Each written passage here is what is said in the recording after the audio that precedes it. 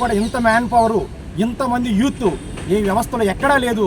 అంతమంది ఇంజనీర్స్ ఈ గ్రామ వార్డు సచివాలయ వ్యవస్థలో ఉన్నారు.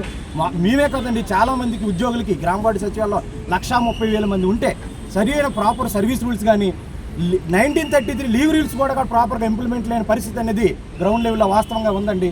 ఒకవేళ ఒక మిత్రుడు లీవ్ కానీ అప్లై చేయాలంటే, ఇదే డిపార్ట్మెంట్లో ఇంజనీరింగ్ అసిస్టెంట్ లీవ్లు అప్లై చేయాలంటే ఎంతోమంది ఆఫీసర్ యొక్క పర్మిషన్ తీసుకుంటే కానీ ఈరోజు రాలేం. వాస్తవం ఒక్క విషయాన్ని మీకు ఈ సభాముఖంగా తెలియజేస్తాను ఏంటంటే అండి, పల్లి పండుగ ఎంతో ప్రతిష్టాత్మకంగా ఈ గవర్నమెంట్ పల్లి పండుగ తీసుకున్నది. కానీ ఆ పల్లి పండుగని ఎంతో ప్రతిష్టాత్మ ముందుకు తీసుకెళ్లాల్సిన పరిస్థితి ఉన్నప్పటికీ కూడా ఒకేసారి 9-8 డిపార్ట్మెంట్లు మమ్మల్ని మానిటరింగ్ చేయడం వల్ల మేము ఏ వర్క్ను కూడా ప్రాపర్గా దగ్గరుండి ఎగ్జిక్యూట్ చేసే పరిస్థితిలో మేము ఉండలేకపోయామని మీకు ఈ మీడియా ద్వారా విన్నవించుకుంటున్నామండి. దయించి మాకు ఈ పని మాకు ఇబ్బంది లేదు. ఈ సభాముఖంగా తెలియజేసిందంటే పని చేయడానికి మాకు ఏ విధమైన ఇబ్బంది లేదు.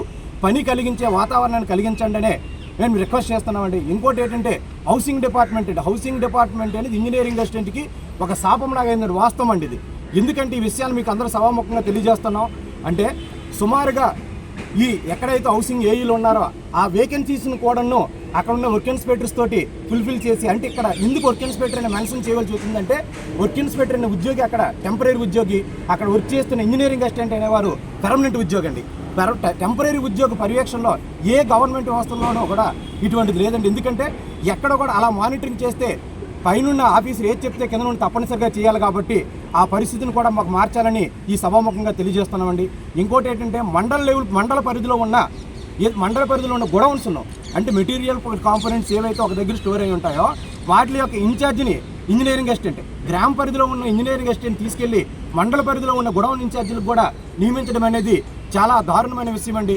ఈ విషయాన్ని కూడా మేము ప్రభుత్వాన్ని తీసుకెళ్లాలని ఈ మీడియా ముఖంగా తెలియజేస్తున్నానండి. ఇంకోటి ఏంటంటే ఇలా ఈ 9 డిపార్ట్మెంట్లనే కాకుండా అనేక సర్వేలు, ఏ సర్వే మాకు చేయడానికి ప్రాబ్లం లేదు. కానీ పల్లి పండుగ కార్యక్రమం జరిగేటప్పుడు మాకు ఎగ్జామ్షన్ ఇవ్వనని గౌరవనీయులు నియన్స్ గారిని చెప్పాం, అనేక మంది మినిస్టర్లను కలిసాం, పెద్దవాళ్ళందరినీ కలిసి కూడా మాకు ఎగ్జామ్షన్ ఇవ్వండి అని తెలియదు. అయినప్పటికీ కూడా ఎందుకు ఇవ్వలేదనే విషయాన్ని మాకు తెలియదండి.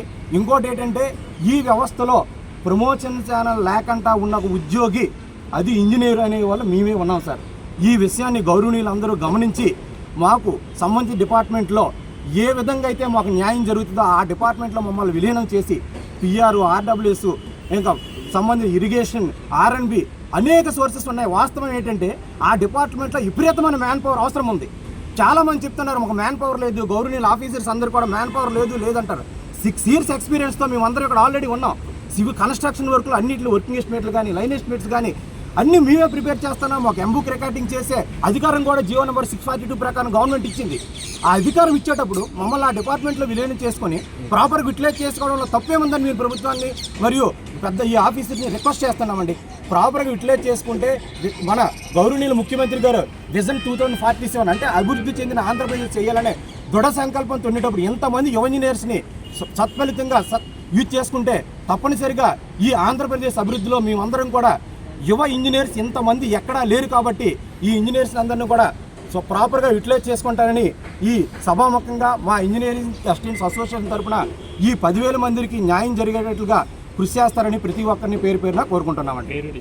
నా పేరు బి శంకర్రావు గారండి, engineering assistants association state general secretary అండి. Thank you sir.